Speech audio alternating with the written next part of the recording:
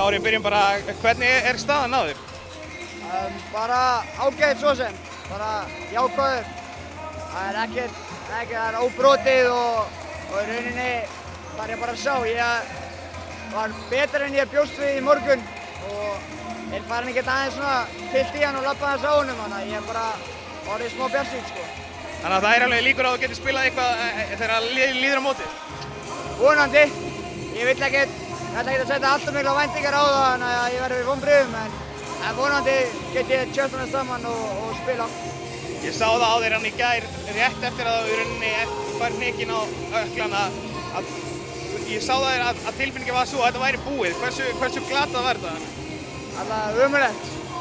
Gerðist fyrir mig, mér fannst það að vera mjög svipað og gerðist fyrir mig á móti KR í úrslitakeppni fyrir 2 árum og þess vegna var ég skítræddur og svekktur og að þetta ekki vont var að gerast, en sem betur fer var ekkert brotið og ég bara var jákvæður núna. Leikurinn á móti Svartfjallalandi er nýbúinn, hversu erfitt var að sitja á bekknum og fylgjast með það? Það er alltaf erfitt maður.